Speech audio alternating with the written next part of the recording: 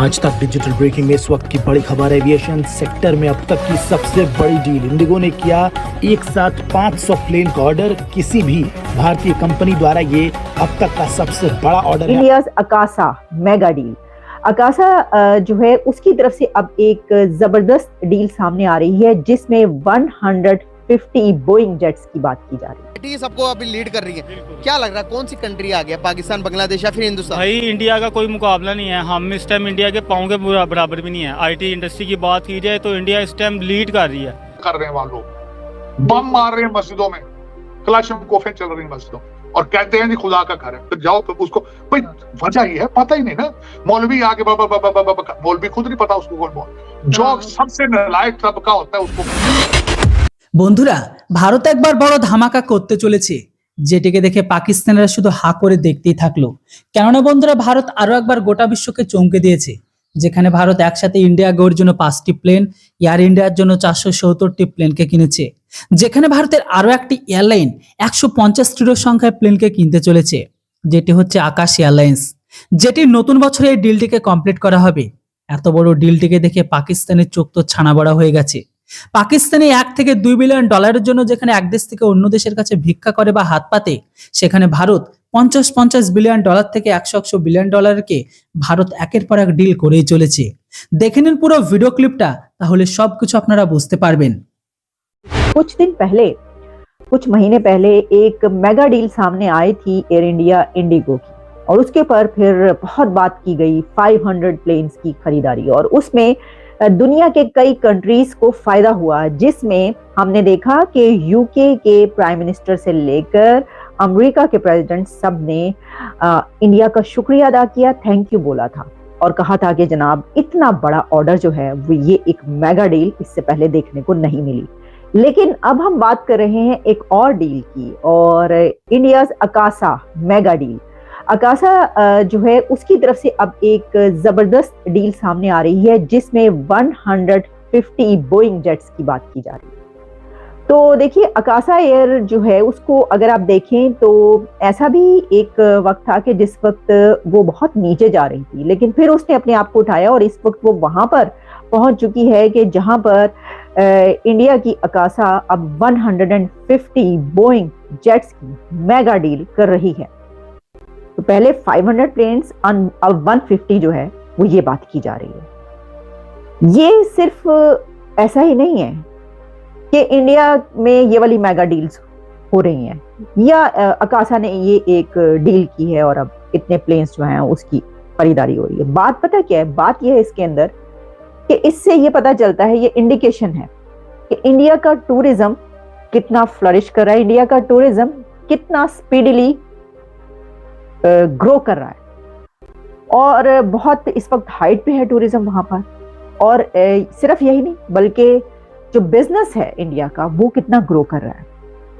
आपको इस डील की कुछ बात पहले बताई देते हैं। देखिए, जो इंडस्ट्री इनसाइडर्स है उन्होंने ये कहा है कि ये जो डेवलपमेंट है इसकी सिग्निफिकेंस जो है वो ये है कि ये जो अकासा बिग टिकट ऑर्डर की बात की जा रही है उसमें ये सिर्फ बोइंग के लिए विन विन नहीं है या अकासा के लिए विन नहीं है, बल्कि इससे ये पता चलता है कि जो मैंने बात की कि India rapidly growing air travel और सेक्टर जो है, इंडिया का जो ट्रैवल सेक्टर है वो किस तरीके से ग्रो कर रहा है। और फिर इसमें जो एविएशन मार्केट है उसके जो एनालिस्ट हैं वो इसको ऐसे देखते हैं कि ये बताता है कि इस वक्त एक ऐसा कंट्री है इंडिया के जहां पर पूरी दुनिया के लोग सफर करके पहुंचते हैं, और इसकी वजह यह है कि उनका बिजनेस भी उसी तरीके से ग्रो कर रहा है। तर्जमे के साथ नमाज नहीं आती इस वक्त एक मेजॉरिटी पॉपुलेशन को, मुसलमानों को तर्जमे के साथ नमाज नहीं आती। पता नहीं फिर क्या टकरे मारते हैं सारा दिन। तभी तो मस्जिदों के अंदर जूते भी चोरी हो रहे हैं, लोटे भी चोरी हो रहे हैं, पंखे भी चोरी हो रहे हैं और बच्चों के साथ ज्यादतियां कर रहे हैं वहां लोग, बम मार रहे हैं मस्जिदों में, कलाशनिकोवें चल रही हैं मस्जिदों और कहते हैं जी खुदा का घर है। तो जाओ तो उसको भाई वजह ही है, पता ही नहीं ना। मौलवी आके मौलवी खुद नहीं पता उसको कौन बोल। जो सबसे नालायक तबका होता है उसको मौलवी बना के सामने बिठा देते हैं और वो पता नहीं वो सारा दिन गालियां निकालता है इजराइल को, फलस्तीन को, इजराइल को, इंडिया को, भारत को, हिंदू को, फलाना। सारा दिन उसका कारोबार यही है कि जितनी गालियां निकालूंगा शाम को उतनी रोटियां मिल जाएंगी। इस तरह कारोबार नहीं चलेगा। और अगर कोई सवाल करे तो वो गुस्ताख कहलाता है, यानी ये हाल है। जो उससे सवाल करेगा मर्जी से तो कहेंगे गुस्ताख है। आपके इस वक्त ब्लास्फेमी, आपने उसके पीछे इतनी अपने कारोबार किए, आपने इतने लोगों के साथ ज्यादतियां की है, मैं ये ज्यादती, ये मजहब नहीं है। लेकिन शायद इसी वजह से सजाएं भी मिल रही है, ऊपर वाला भी देख रहे हैं, सजाएं भी तो इसी की मिल रही है कि मुसलमान पाकिस्तान को छोड़ दें, पाकिस्तान तो बहुत ही नीचे है, उसका क्या बात करनी। 1.9 बिलियन मुसलमान है, मेरे साथ डिबेट करें। अपने मुल्कों में है तब भी जलील है, बाहर के मुल्कों में है तब भी जलील है। अपने ऊपर जो हुक्मरान बिठा दिए, वो गंदे तरीन हुक्मरान आपके ऊपर बिठा दिए गए, मुसल्लत कर दिए गए। आप कर ही कुछ नहीं सकते। 25 करोड़ लोग आप जेल में हैं, एक लेबर कैंप में बैठे। आपके मालिक 5000 मालिक है, आपका 10,000 ब्रिटिश एजेंट है, चाहे वो CSS अफसर हैं, चाहे वो आपके इलेक्टेबल हैं, चाहे वो एस्टेब्लिशमेंट है, चाहे वो जज हैं, क्या है वो 5-10 हजार हैं।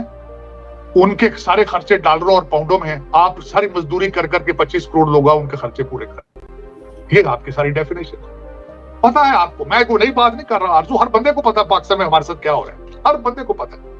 हर बंदे के हाथ के अंदर कंप्यूटर है इस वक्त, क्योंकि जो स्मार्टफोन है कंप्यूटर है, लेकिन कर कुछ नहीं सकते। अजाब खुदा का ये कर कुछ नहीं सकते।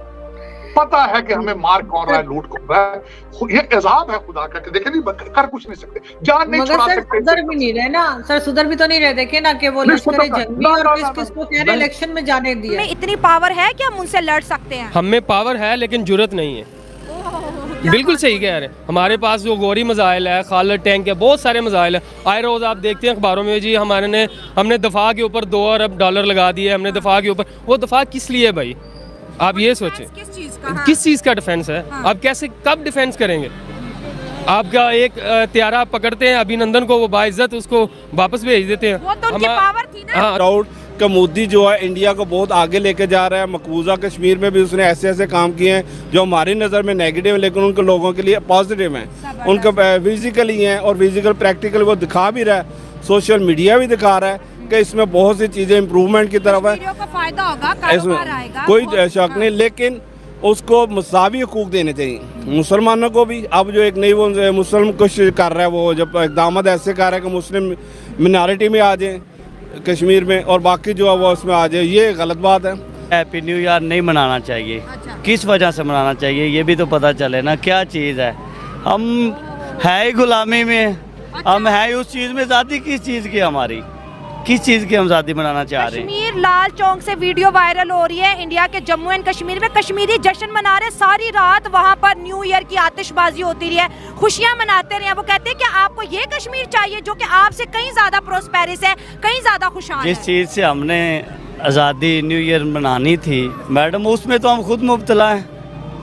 हमारे आप देख रहे हैं, आपके सामने सारा कुछ जो कुछ हो रहा है यहाँ पे। उनको देखो, उनका चीफ ऑफ आर्मी स्टाफ का नाम ही किसी को नहीं पता, और हमारे चीफ ऑफ आर्मी स्टाफ को बच्चा जानता है, हाँ वो पॉजिटिव जानता है या नेगेटिव जानता है।